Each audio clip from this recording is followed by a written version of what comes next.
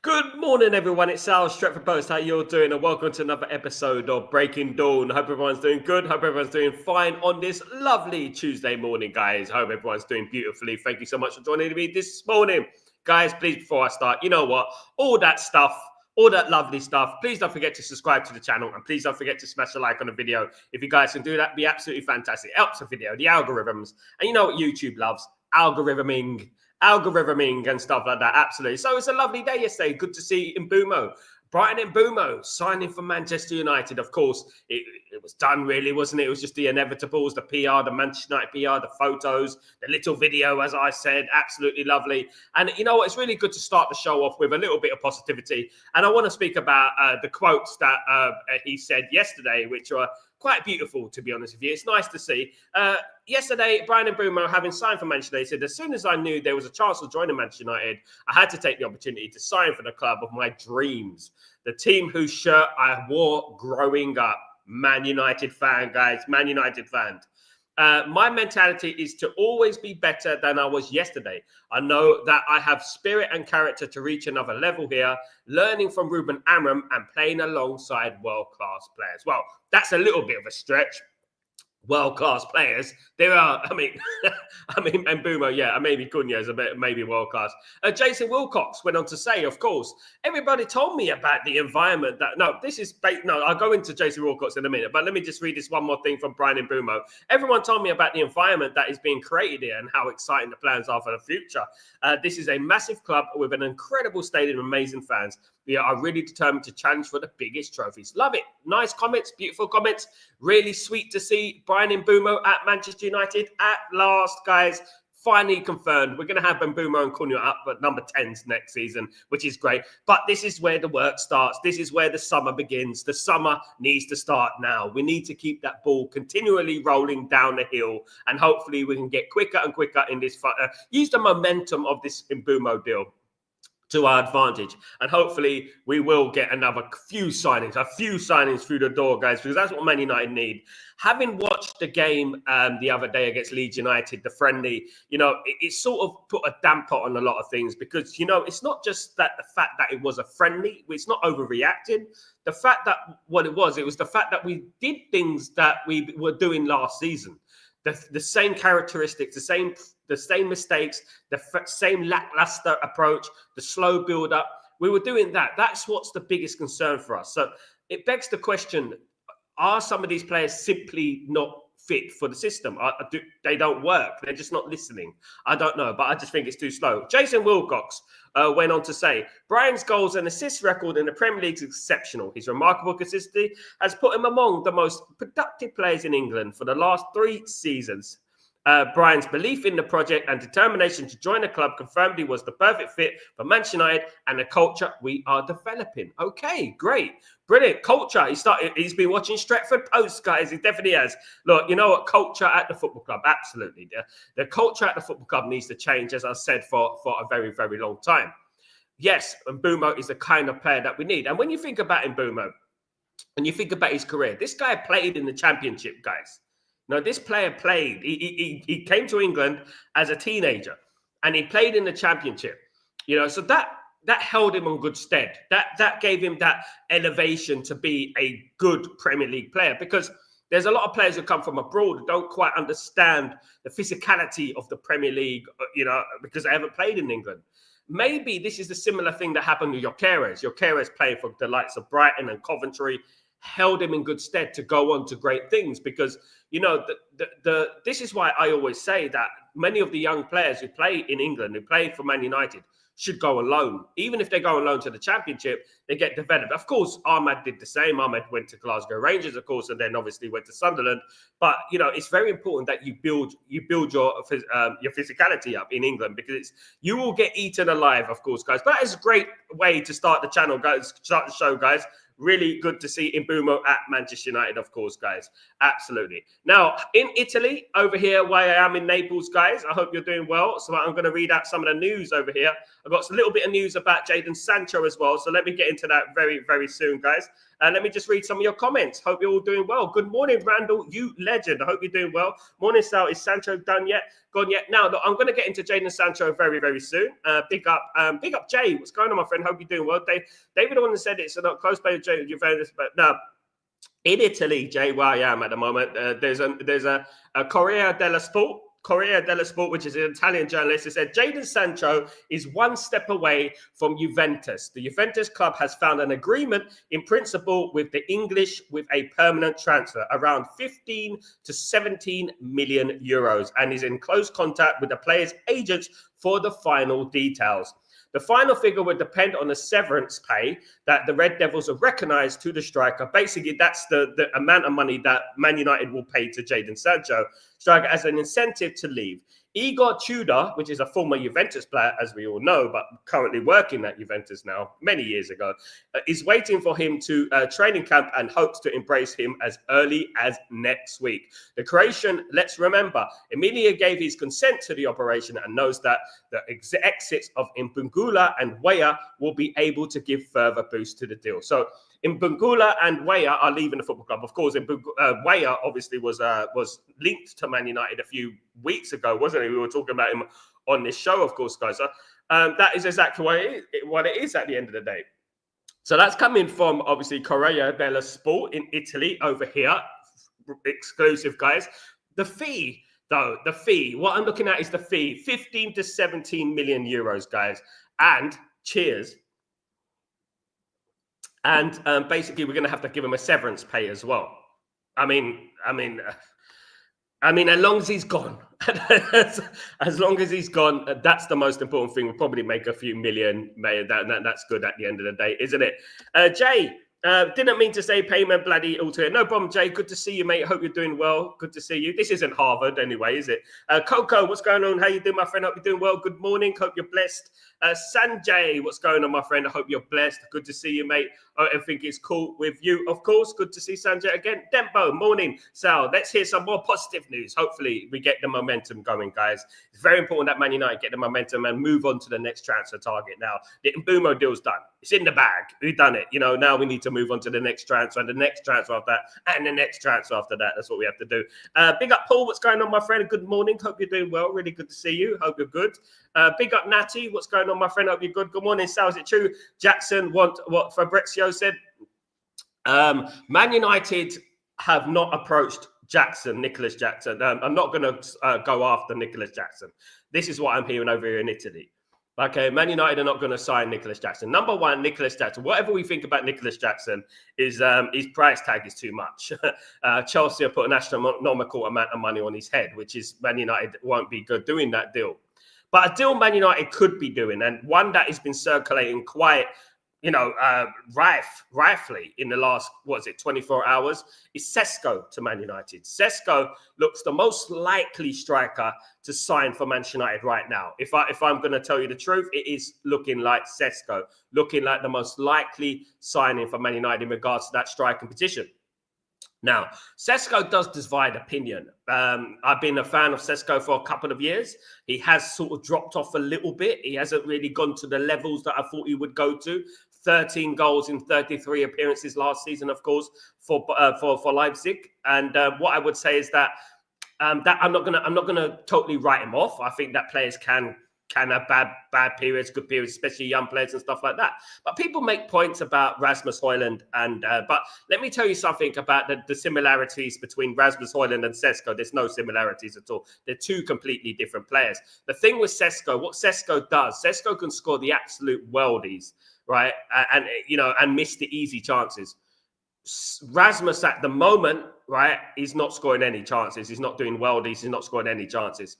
Rasmus is completely dropped off. I don't know what's happened to Rasmus. I like Rasmus, as I said many times. We know each other on the Instagram and stuff. We've spoken to each other before. I have nothing against Rasmus, of course.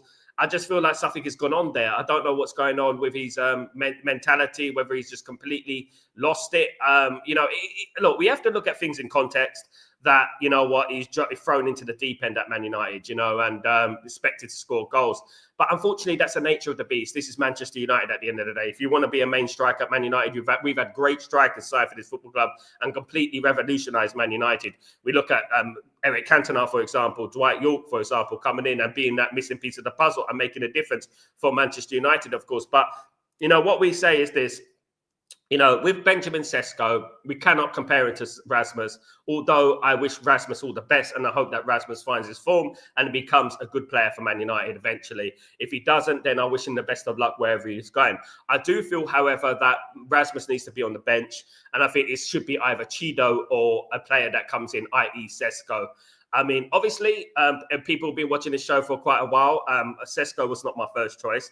Osimhen, Gyökeres, and Mateta are my first choice strikers. Those are my first choice strikers, guys, to be fair. So what I would say is that, if we get SESKO, great. We work with him. Playing in front of Mbeumo and Cunha can only be a good thing at the end of the day, isn't it? That is like, what I would love to play in front of Mbeumo and Cunha. It's a lot of energy and power in that attacking force. And it does look like we're going to fix that area of the pitch. But one thing I would also stress, I don't think Man United should neglect the midfield positions. I don't think they should neglect the midfield positions because, there is a lot of big problems in that midfield. We don't even know our best midfield. And as every great football team has done over the years, they've created collaborations in the teams. For example, there's two centre-backs, the two midfielders, the two strikers, the left back and the left wing, the right back and the right wing. They created collaborations. They created partnerships that lasted years, not least Manchester United over the years where we had David Beckham and Gary Neville. And, you look at the centre-back partnerships of Steve Bruce and Gary Pallister, Ronnie Johnson and Jaap Stam, Nemanja Vidic and Rio Ferdinand. You look at those partnerships that Man United formed. And I think that these days it's not a partnership. It's a triple. But anyway, look, what I would say is that Man United need to get to that, that team chemistry. And because that's what it does. It builds chemistry. When you build relationships with the players on the pitch, it builds chemistry. Now, I hope that we can find the best midfield for Man United.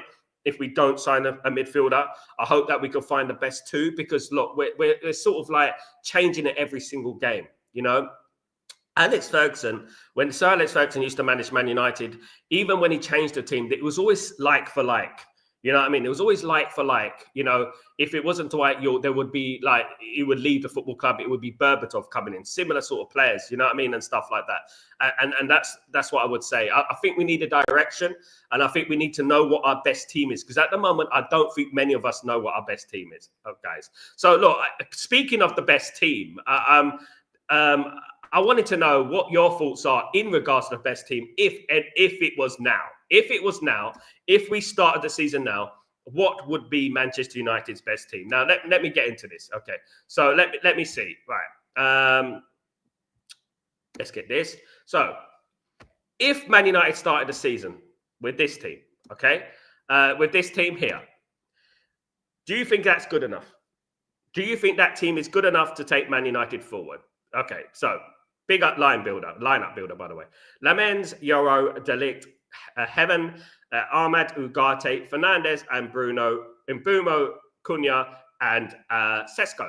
If that was a team that would line up next season, how would you feel about that team, guys? Would you be happy with that team? Would you be excited about that team? What would you think about it? And where would it finish in the league? And that's what I would, the most important thing, of course. Guys. So that is more or less, it probably won't be man for man exactly the same, but it'll probably be more or less. Probably the defense might change. It might be Licha Martinez, it might be Maguire. I do believe that should be Man United's defence going forward, in my personal opinion, because obviously I want a defence that is a little bit younger, who we can build for the future. Like I said earlier, about building collaborations and building a team morale and team chemistry, of course, guys. So that is one of the teams that I would go for, of course. That, but it is subjective. But where would that team finish in the league if it was the team next season, of course, guys? Let me just get this up. Okay, big up everyone who's joining me today, guys. Sorry, I'm rambling on. Of course, I am rambling on. Big up Bill Paul Dando. Hope you're doing well. Good morning. Hope you're doing well. Good to see you, mate. Good morning, Sal. Is it true, Jackson? What for it? Yeah, I just mentioned that. Big up, Natty. Hope you're doing well. Sal, morning, brother. Morning, Gray. How you doing, my friend? SESKO would be a great signing. Fingers crossed for here. Here we go. Please, everyone, special like. Thank you so much, Gray. You absolute legend. Thank you, brother. You legend. Despite the way Mbeumo is such a top signing, he is a top signing. And as I said, as long as they get the signing through the door, that is the most important thing. I would have liked, however, the club to work on 2-3 deals at a time.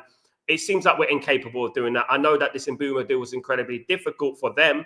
They took a long time with it, but I'm really glad to see Mbeumo, and you can tell that Mbeumo is really excited to be at Man United, and his journey is really great, isn't it? At the end of the day, where he came from to playing for Manchester United. At the end of the day, let's hope that he's a success. He's got the right attitude, he's got the right mentality, he's saying the right things, which is a great thing, of course. Big up Coco, absolutely. By the way, ESPN has been taking things beyond measure, calling Ineos signing mediocre. Now, Coco, let me talk about, big up Coco, by the way, but let me talk about ESPN, and let me talk about, it's ESPN FC particularly, and let me talk about TalkSport and all these media entities out there. Look, at the end of the day, we cannot control what these people say about our football club, our signings, whatever. And you know what? I don't blame them, because at the end of the day, we're giving them fuel for the ammunition to say these things. What Man United need to do is give them nothing to talk about. What Man United need to do is fix what goes on the football pitch. All we can control, we cannot control their dirty mouths, but what we can control is what we do on the football pitch. If Man United are winning football games, they do not have a leg to stand on. Now, they love this because many of those people, when you think about Craig Burley, Paul Nichols, and all these people, they're on that channel, and that very average Venezuelan ex-player, I don't know what his name is, I've forgotten his name, probably bitter because he never got to play in Europe. Goodness me, you've got to be that bad. To be honest with you, and what I would say is that, we're giving them ammunition to splurt this garbage. Paul Nichols and Craig Burley in particular have had a very bad history with Manchester United. You look at the history where Man United during the 90s were winning absolutely every trophy there is to win. You think about Craig Burley, whose claim to fame is being part of the Chelsea team that lost 4-0 to Manchester United in the FA Cup final in 1994. So at the end of the day, look, and he had no teeth back then, by the way. But at the end of the day, they have very bitter feelings about Man United. They hate Man United anyway. So all this negativity that is coming out of these airwaves in regards to Mbeumo, I like to ask them the question. Ekitike has signed for Liverpool for $95 million, right? $95 million. That guy has less goals than Mbeumo in Bundesliga last season.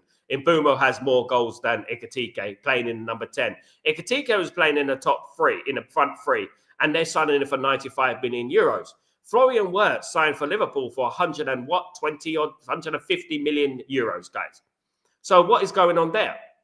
Now, every single time Man United make a move in the transfer market, no matter who we signed, if we signed Frimpong, if we signed Florian Wirtz, if we signed Ekitike, if we signed Kirkes, they'll be saying exactly the same thing.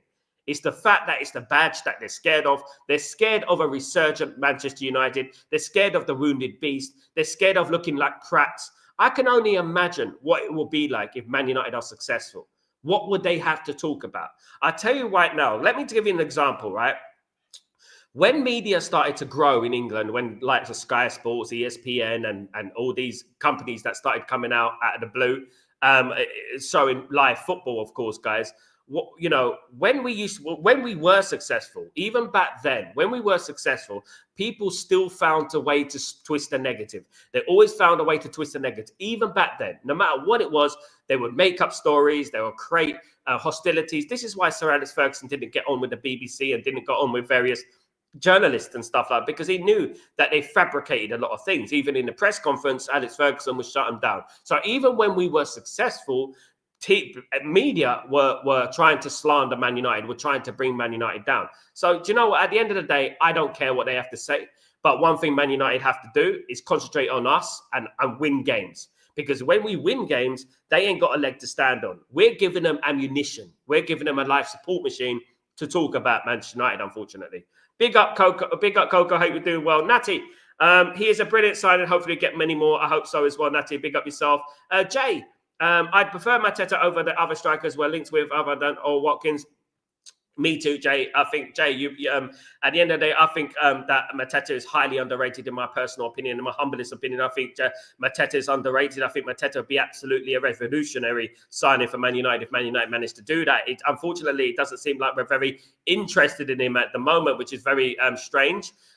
There are strikers out there who I feel like will make a huge difference for Man United. If you look at Mateta against Manchester City in the FA Cup final, you would see how good that player is. He's absolutely brilliant, leading the line, holding the ball up, taking pressure off his team, finishing, heading, shooting. Brilliant player, and could be cheaper as well, guys. It could be cheaper than SESKO. So I don't know why Man United are not doing deals like that. I do think that Crystal Palace effect has kind of taken away the interest in regards to him. It is a little bit snobby when teams look at Crystal Palace and Crystal Palace. Another thing is Christopher Vell. Christopher Vell obviously is very close to German football, in particular Leipzig and teams like that. So he's a good friend, of course, of SESKO as well. So, I mean, there's no surprise that Vell will be going after SESKO. There's no surprise there because obviously his connection with SESKO and stuff like that, which I said yesterday that I didn't want an environment at Man United where it's mates race. I don't want that. I want the best players for the football club that are going to benefit the football club. Now, if we do sign SESKO, I really hope that it works out for him. I really do. I liked the player when he broke into the scene a couple of years ago. I was talking about SESKO a lot. I said we should sign him. And that's what it is at the end of the day. I do feel also that there is a chance that Ruben Amorim will bring in a Sporting Lisbon player. Who that Sporting Lisbon player is up for debate. Obviously, we were linked with Ignacio. We've been linked with, obviously, loads of players. Ignacio, Diamande, Quenda, Gyökeres, of course, and Højlund. Højlund is another player that Man United could possibly go in for, although Højlund's price tag is extremely high at the moment. It does look like Man United are going to concentrate on the striker and then the goalkeeper and probably leave the midfield to last. Whatever you think about that, this is what I'm hearing that Man United are going to be doing, which is, we need to concentrate on everything. Big up, Randy. How you doing, my friend? Hope you're doing well. Good to see you, brother. Hope you're good. Good to see you, of course. Gurang, what's going on, my friend? Hope you're doing well. Good to see you, mate. Hope you're blessed. Big up yourself. Hope you're good. Big up, Datty. Good morning. Big up, Randy, guys. Big up, Randy. Marky Mark, good morning, you legend. How you doing, my friend? Hope you're doing well. How are you, my friend? Very well, thank you, my brother. Hope you're good. We have been staying positive and patient. Hopefully, we can get some more signings in. Glory to Man United. That's the whole thing, Marky Mark. Look, I said a month ago that, we cannot, be all doom and gloom. I don't like being like that, but we also have to call things how they are. We cannot be overly zealous with the trap, something that doesn't exist. For example, positivity. This is a little bit of positivity. I know Mbeumo is a fantastic player. I honestly feel like, guys, that Mbeumo will be the signing of the season. I said that a week ago. I'm going to say it again. Mbeumo will be the signing of the season, guys. And you can clip this. Any rival fan can clip this. Mbeumo will be the signing of the season, guys. I believe he will. And he will revolutionise Manchester United. But it's not enough. Man United do need more. And I'm not going to be overly excited. I'm absolutely enthusiastic. I'm a human being, big Man United fan. So I'm going to be excited about Mbeumo. But what I want more. I want us to sign more players because obviously, I think that Leeds United game, right, hit home a few things. It did hit home a few things and a few things that currently exist at the end of the day that have existed since last season. Now, if Man United played well against Leeds and, it's still 0-0 and we saw in positives, we would say, well, at least we're playing well. But there were still the same characteristics of what happened last season, which is why I believe Man United need more than Mbeumo. Man United need a midfielder, a goalkeeper, a right wing back, and maybe another defender, a striker. We need a lot of things going on at this football club, so we have to get it. Step in, of course. We should not go for Jack. I don't think we are going to go for him, Gurang, my friend. I think that Chelsea are going to completely price him out of the market, in my opinion. Ben Jacobs has also mentioned that Man United are not going to be going in for Nicholas Jackson, and have not started talks with Nicholas Jackson. Obviously, Chelsea are going to dig their heels in and try and get as much money as possible for them. So my advice would be to every single team in the Premier League, stop feeding into Chelsea. Stop giving Chelsea money. Unless it's Cole Palmer, don't give Chelsea money, because at the end of the day, Chelsea are loving this. All they do, they're very, very confident in regards to it. They're very, self-righteous in regards to the way they do things. They do it very well, to be fair. When they need money, they just sell a player. They need money, they sell a player. Do you know what I mean? They'll turn to Man United, they turn to Arsenal. Now, you look at the Arsenal deal with Madueke, and you look at him, you think, wow, 50, 52, 55 million, wasn't it?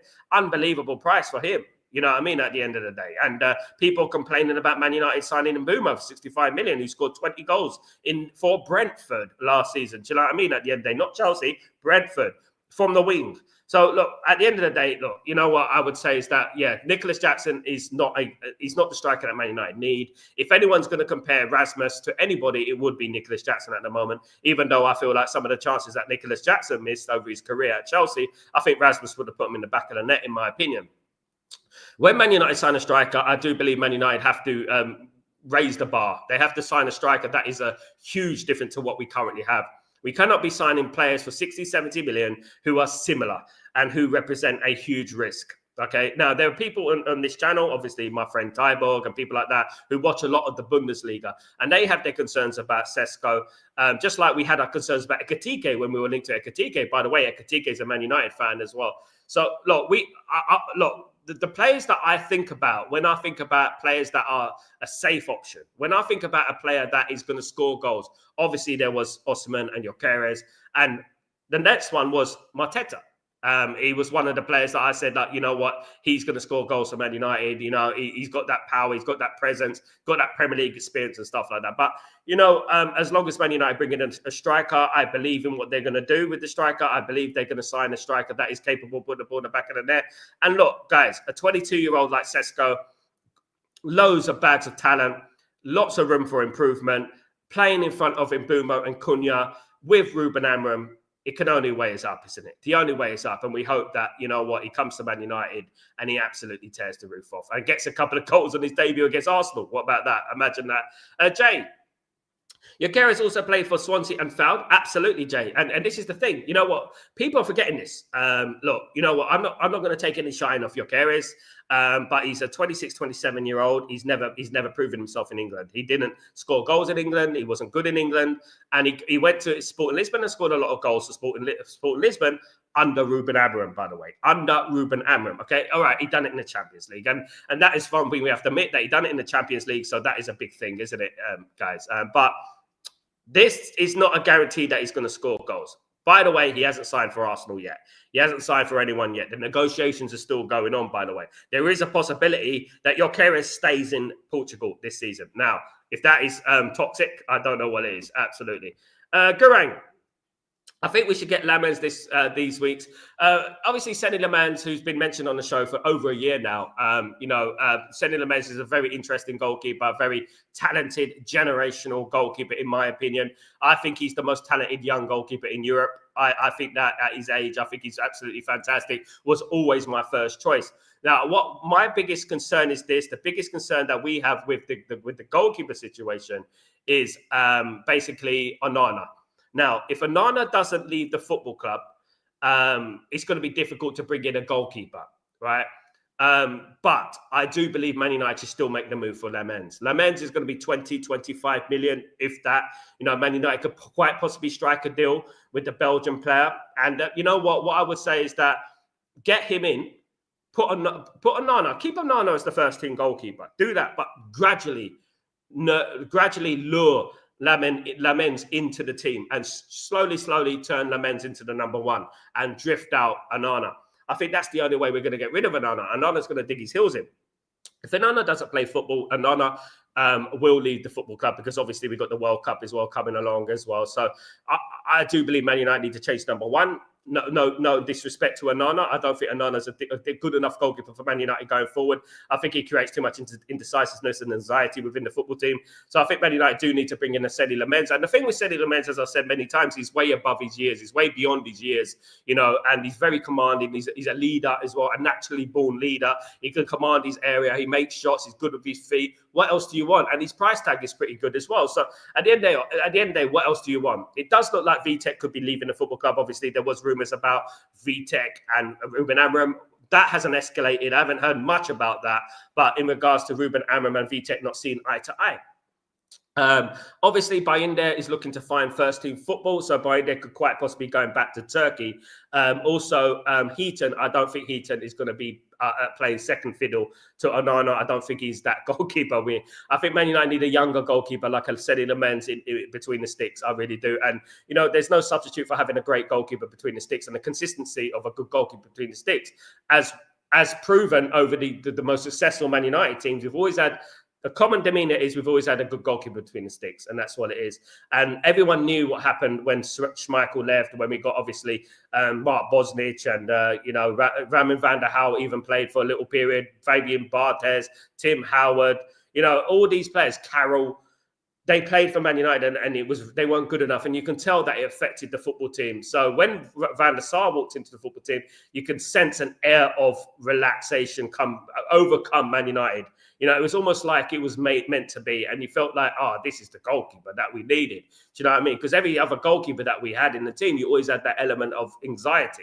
And I feel this with Onana. I think that Onana, if it was a Sir Alex Ferguson period, Onana would have been booted out a long time ago. Unfortunately, in this period, Man United spent a lot of money on Onana, and Man United can't afford to just get rid of Onana like that. So back in those days, we could trial and test. For example, bringing in Massimo Taibi and players like that, and then removing them straight away when they're not good enough. And Massimo Taibi was very expensive, guys. Let me tell you, Massimo Taibi was not cheap at that time. Natty, Chelsea want 80 million. I do not know what they drank. At the end of the day, Chelsea are getting a little bit too big for their boots, right?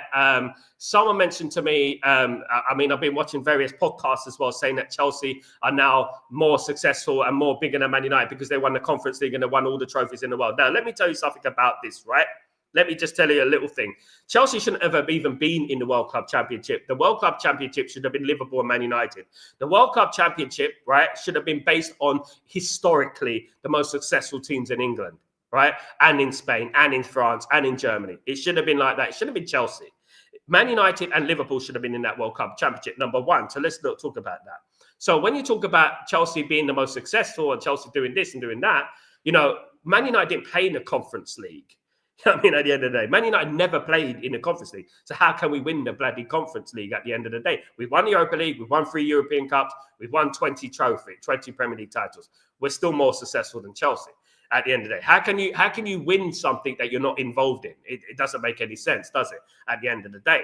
Now, in regards to the way Chelsea do business, I applaud the way they do business. I think they do business very well. Ever since Abramovich is at the football club, they've done business very well. Now, they're very smart because they didn't get Jim Ratcliffe. Jim Ratcliffe approached Chelsea, wanted to buy Chelsea initially, but they rejected his proposition. So they managed to get Todd Bowley.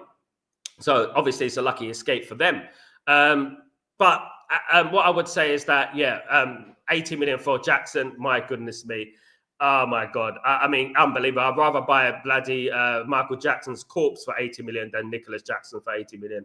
My goodness me. It's absolutely ridiculous, isn't it, at the end of the day? Yeah, God rest his soul, by the way. But, yeah, look, Nicholas Jackson is linked to Man United. But as Ben Jacobs said yesterday, there's no legs on it. I don't think so.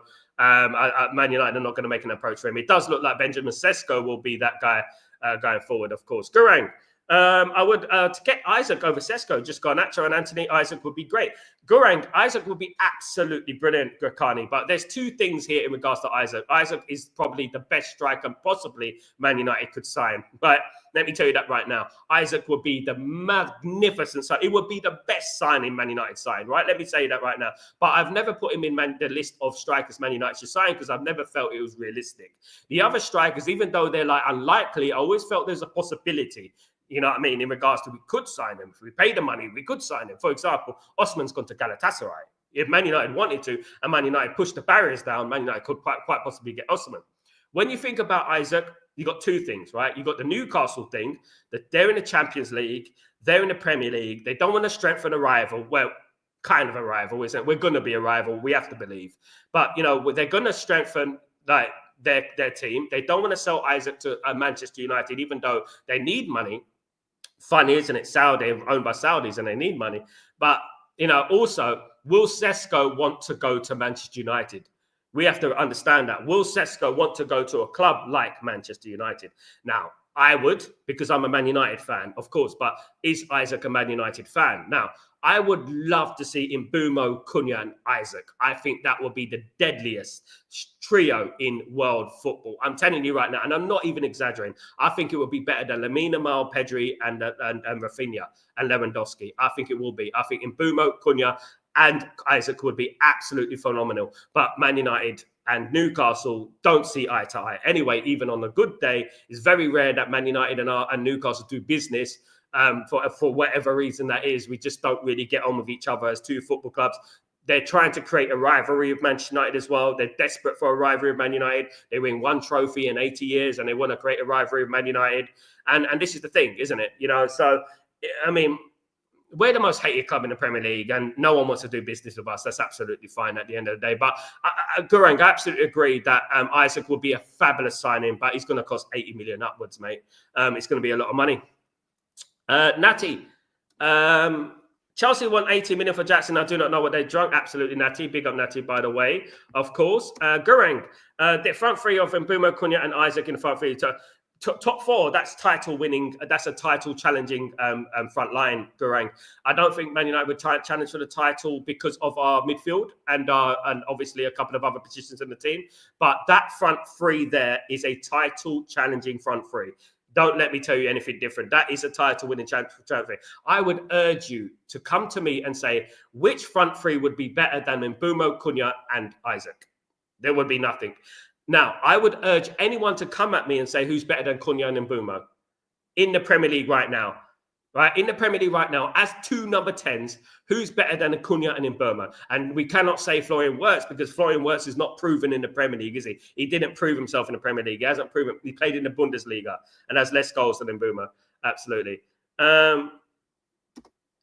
Absolutely. We shouldn't be funding Jackson. We should stay away from Chelsea. Chelsea are absolute jokers. They're getting away a bit too big for their boots, in my opinion. They're getting too confident in regards to Nicholas Jackson, selling him for 80 million. What kind of nonsense is that? Absolutely, Coco. Big up.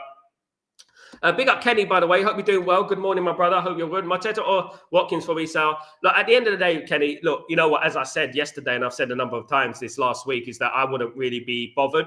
I would be bothered, but I wouldn't be overly distraught if we signed a player that I didn't want, as long as it's a player that is a proven goal scorer.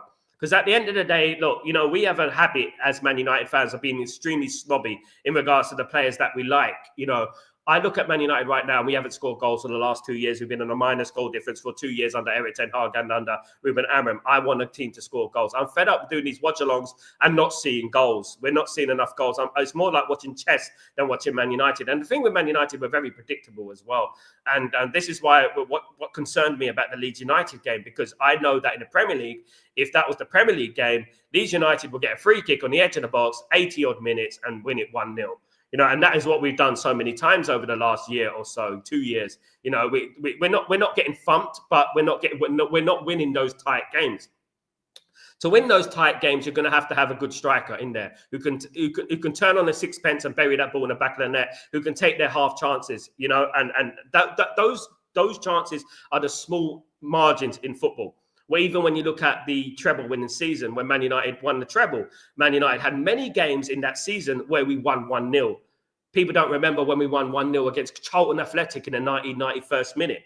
You know what I mean? With a header from Dwight York. People don't remember these things. You know what I mean? And this is all about having quality up front.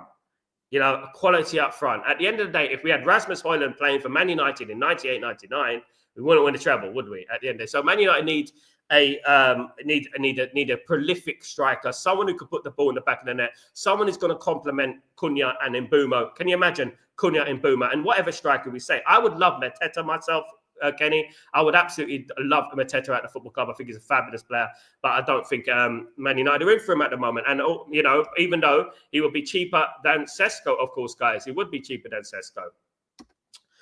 Gurang. Sancho going can help us get Baleba and installments, also give Rashford a year so covered.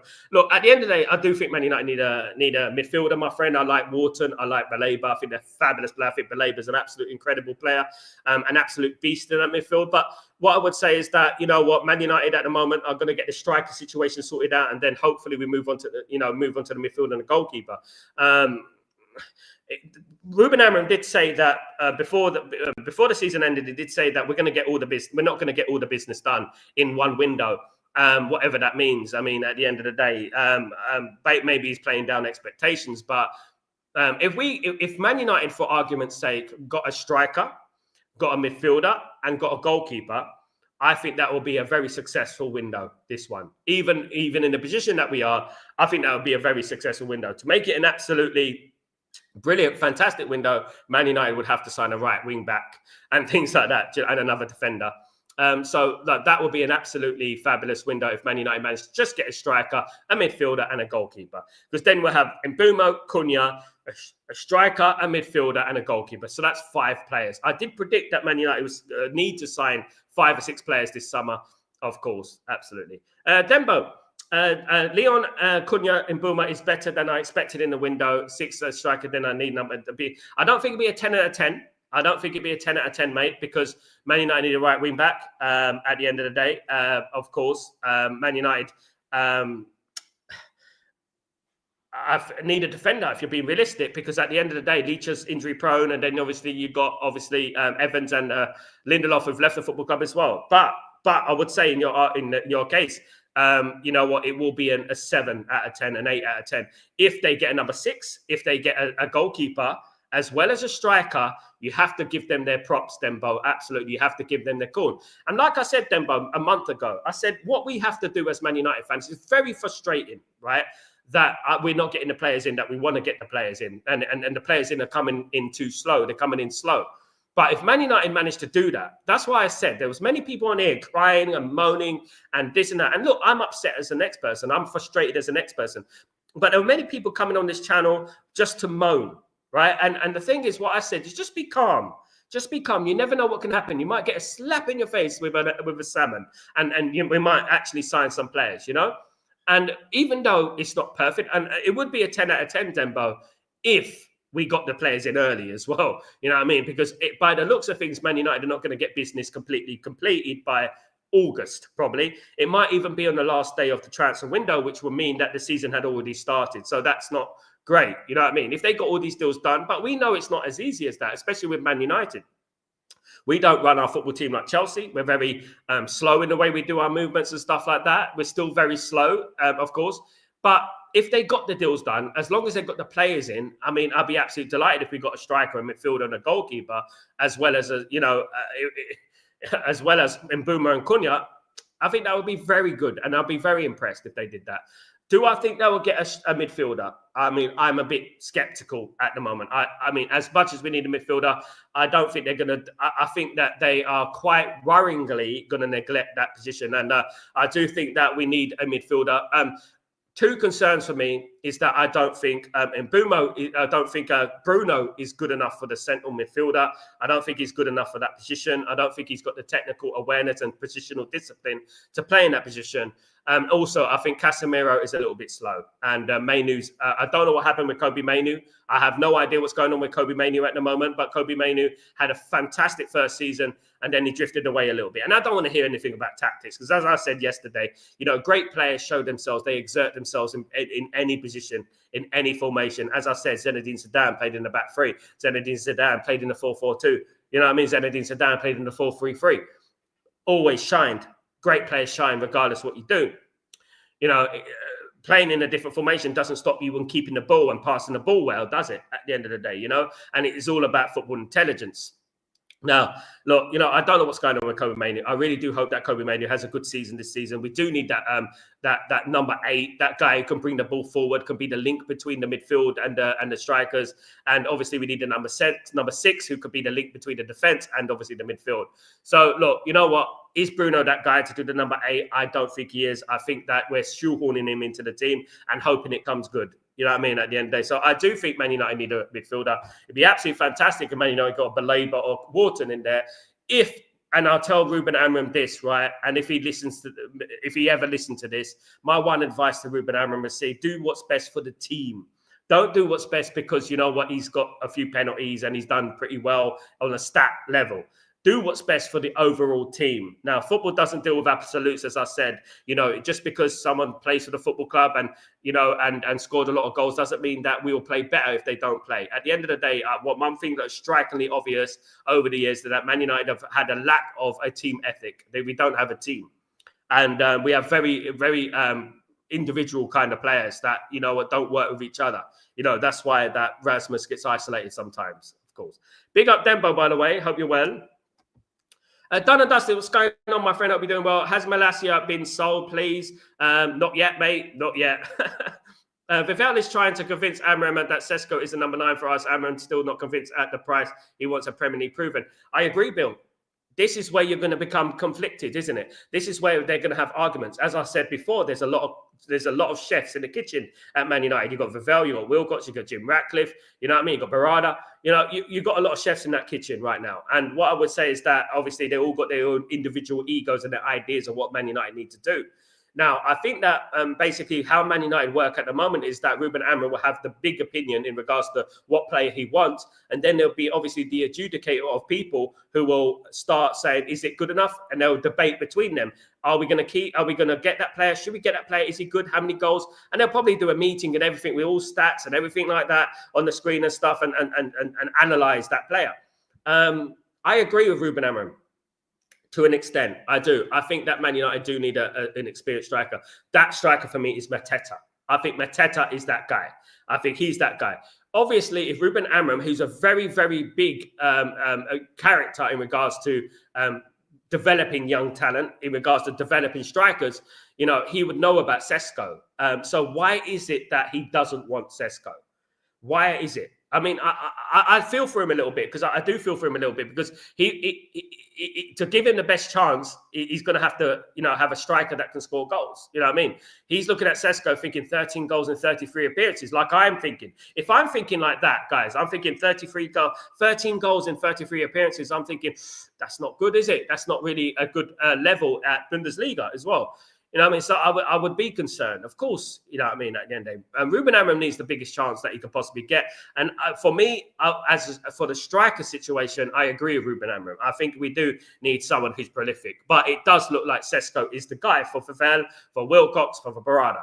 Vivel, obviously, is going to go after SESKO, obviously, because of his, his relationship with SESKO, relationship with the Bundesliga, Leipzig, Salzburg, and all these teams, Red Bull. So at the end of the day, look, Vivel came into the football club and we knew this was going to happen. We knew what he does. We knew what kind of players he likes and what teams he's worked with, just like we knew with Ralph Ragnick, about his relationship with these certain teams as well. So what it is that, this is going to be a problem because if Ruben Amorim signs SESKO, automatically it's going to be a little bit of a negative feeling over this transfer, isn't it? But this is all rumours at the end of the day, and we hope that we get what's best for Man United at the end of the day. SESKO might come in and he might absolutely be a gunman. He might absolutely come in the football club and absolutely smash it, tear it down, of course, guys. Absolutely. Big up, Timo, you legend. What's going on, my friend? Hope you're doing well. Good to see you, brother. Hope you're well. Good to see you on this Tuesday morning, of course, guys. Big up, Timo. Hope you're good. People compare SESKO to Rasmus. They are not the same. He can be world class. At the end of the day, Natty, look, you know what? At the end of the day, I'm not saying if or what or when or how, guys, because at the end of the day, the Bundesliga is completely different to the Premier League. But when you look at SESKO and you look at his career, guys, he has scored goals. Now I'm going to get up SESKO, for example. Let me get up SESKO and his record in his career. So let me just get this up, right?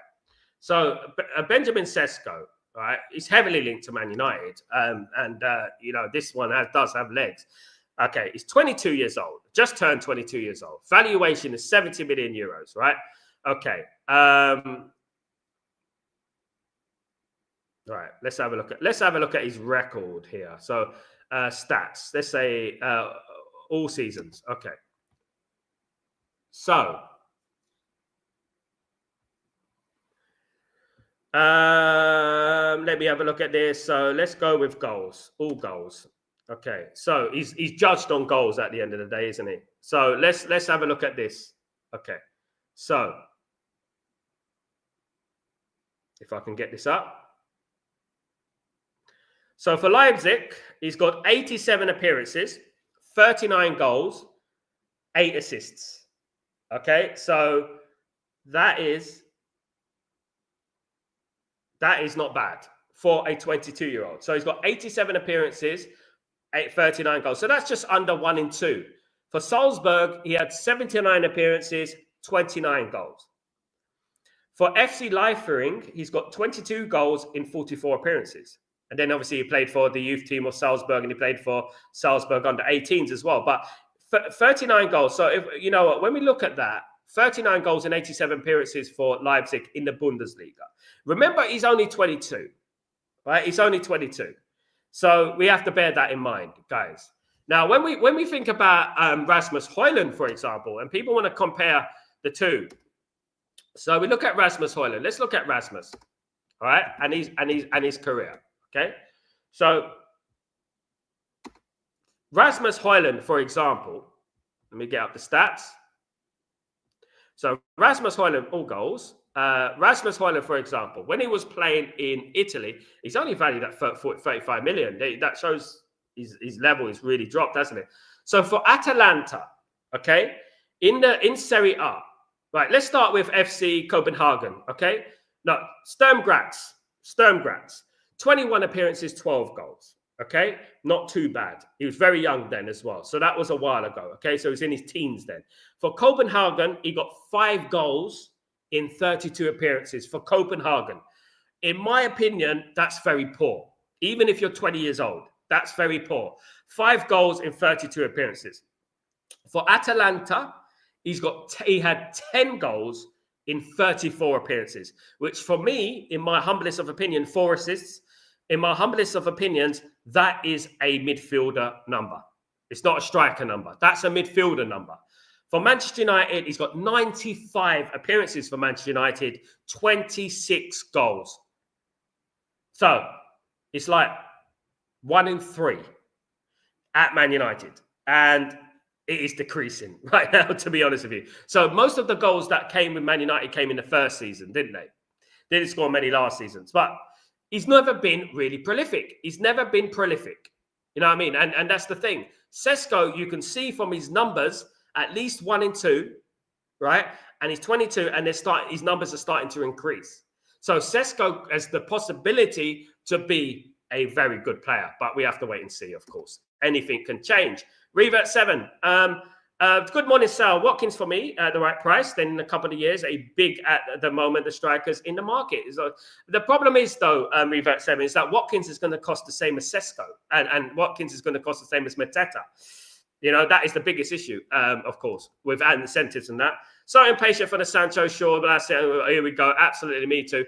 Big news coming out, obviously, Italy, of course, as I said on the Corriere dello Sport. Jadon Sancho is 1 step away from Juventus. The Juventus club have found an agreement in principle with the English for the permanent transfer of 15 to 17 million euros and is close contact with the players' agents for the final details.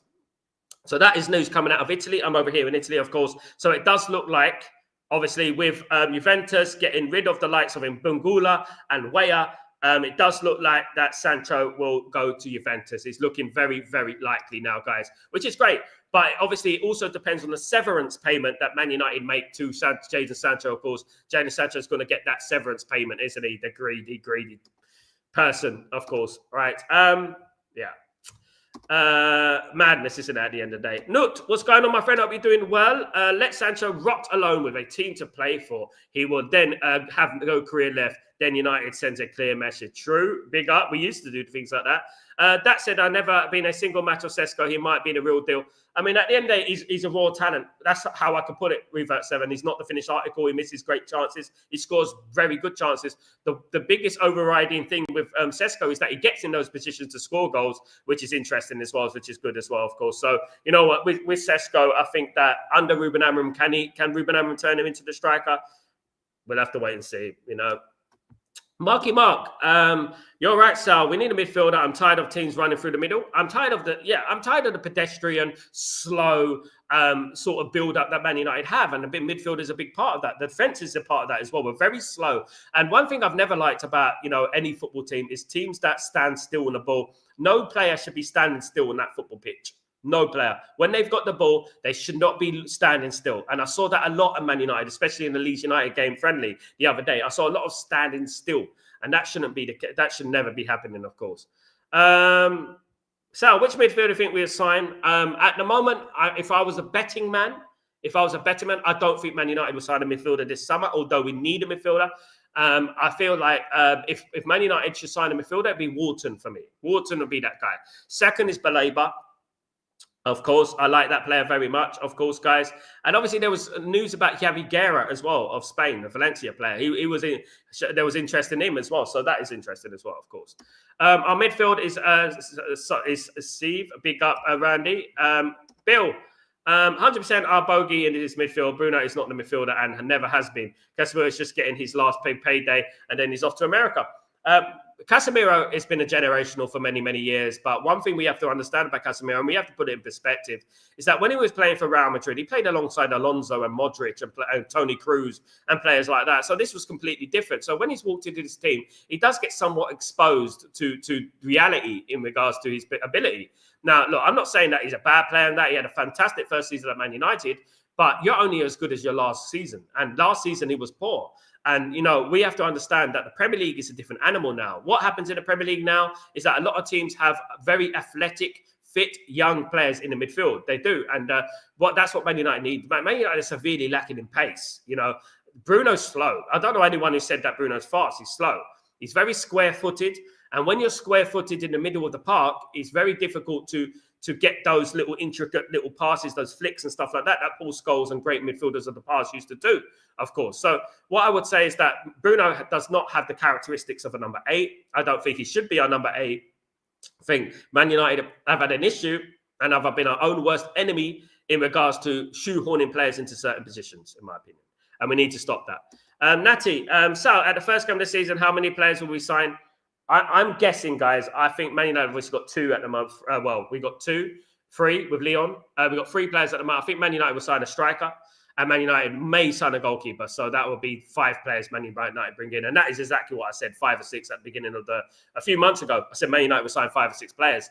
I cannot see us signing any more, even though I would love that to happen. If we got a midfielder in there, absolutely euphoria. That would be fantastic because we all know that we need a midfielder, and you never know what can happen. You never know. Football changes week for week. As you know, it does change week on week in, week out. So hopefully, we get a midfielder. If we got a Baleba or Wharton, happy days, because at the end of the day, what Man United need to do as well, Man United need to get rid of the likes of Anthony, Garnacho. Obviously, Rashford is gone. Sancho will be out the door as well, so that's good. So Sancho and Rashford are the 2 biggest problems at Man United at the moment. But if we can manage to get rid of Garnacho and Garnacho and Anthony, that would be money in the bank for Man United. Of course, FFP and PSR will take some of that money, obviously because of net. But, hopefully Man United will get rid of those players, free up some space in regards to wages as well, and manage to get a midfielder in there. That'd be fantastic. Look, I'm not, the likes of Luke Shaw, I'm not out of the docks with me. I know about Luke Shaw, and I think Luke Shaw should leave the football club. Personally, my personal opinion, I don't think Mason Mount is good enough. I think Mason Mount's injury record has taken a toll in his career, and I think that he's not good enough to play for Man United anymore. I don't think he's good enough at that level, what we need. Although he'll be a decent substitute option, but I still don't think the level is there in regards to him either. I've still got this PTSD, this flashbacks in regards to the Europa League final, a week and Tottenham team and stuff like that. It still gives me nightmares. Of course, it was absolutely a nightmare. It was a nightmare, embarrassing. 100% with Sancho rotting on the bench of the under-17 team. The problem is, Coco, is that with Ineos and obviously the Glazers, they don't see Sancho as a player. They see Sancho as an asset. Now, when we used to be under Sir Alex Ferguson would send players to the reserves, and they were rotting the reserves, and he had the power to do that. These days, Man United are more commercial. They're more of a commercial club. What would that do for our commercial ratings? What would that do for our financial things and stuff? He gets 300 grand a week. He's an asset. We can't leave him there. They won't do that, mate. They won't do that because at the end of the day, as much as it would teach Sancho a lesson, if Juventus are coming in, even if it is a loan, and Juventus say that we're going to pay his wages, that's money in the bank for Man United, isn't it? Just like the Rashford thing. Even though we're not sold Rashford, It is 17 million per year, obviously, coming into the football club, and that's all they care about, unfortunately. As much as Rashford, as much as Jadon Sancho does deserve to rot in the reserves, and believe me, he does. You know what I mean? And I would. They're not going to do that because they treat these players like gold, like assets, like that. You know what I mean? At the end of the day, shares and bloody Bitcoin players and all that stuff. But happy mid-table. Done and dusted. Never going to be happy with mid-table. Done and dusted. Mr. Renaso, what's going on? Back three. Martinez, Maguire, De Ligt, Euro. Fair play, Mr. Renaso. Hope you're doing well, my friend. Hope you're good. Paul, good morning. Be happy, probably top 5 finish. I won't be happy, but I'd be content, I would say, Paul. If we sign the players that we got, I do believe we're going to shock a few people next season. I think so. My midfield picks would be either Wharton or Beleva. Me too. Both Premier League experience, young, hungry with potential. Wharton passing is almost Carrick-esque. Exactly, revert 7. And this is a player that's someone like Sir Alex Ferguson will probably sign. And that's what I'm talking about. Do you know what I mean? When we signed Carrick, and I'll be honest with you guys, when we signed Michael Carrick all those years ago, I was like, Carrick? I was like, Carrick? Why Carrick? And then you see what he does for the team. And it was all about balance. Like, for example, if Michael Carrick, he didn't get many England caps. If Michael Carrick played for England, England would have won things. Why? Because England was shoehorning players into the position. Lampard, Scholes, Gerrard, whether they're playing them out of position, they were trying to shoehorn them all into the team. When that's not how you get success. If they had Carrick and, for example, Paul Scholes, who I believe is the best, he's better than Gerrard, he's better than Lampard, in my opinion, England would have won things. Even if they had Carrick and Gerrard or Carrick and Lampard, they had to do that. You can't fit all the players into one team. You know what I mean? Now, Carrick added well-needed balance into Man United's team. It was the link man between the defence and the midfield, and even sometimes the striker as well. So that's what Wharton is. And that is what Man United need, that link man, the connector. Dwight York, I think, said something about it as well. The link between the defence and the midfield and the strikers is not there. There's like these gap. It's like defence gap, midfield gap. That's what it is. And what Man United need is they need that connection to link it all together. And then it will work out.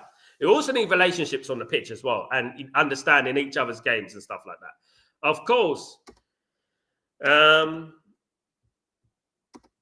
Big up, Bill. And big up, Revert 7. We have Maguire, De Ligt, centre-backs, both slow and slow possible. Would either have them top list. I mean, at the end of the day, what we can do, Bill, is we can transfer Euro into centre-back and make Aiden Heaven as a left-sided centre-back and play Mazraoui as a right-sided centre-back. I think that in the future could be the case. That could be the way Man United could go, of course. Absolutely. But guys, I want to thank everyone, guys, who joined me today. You're absolute legends. Sorry I can't get through all the messages. Of course, big up Freddie, by the way. Big up Gums. Big up everyone. Everyone who's in the stream, who's new to the channel, guys. Please don't forget I'm here live every day. Breaking Dawn in the morning and obviously Chatterbox in the afternoon. And whatever breaks, I'll be live as well, guys. So please don't forget to subscribe to the channel. Please don't forget to smash a like on the video. You're absolute legends. I'm Sal Warner. This is Stretford Post and Breaking Dawn. Take it easy. And I'll see you later on for Chatterbox. Be there, be square. Take it easy. Peace.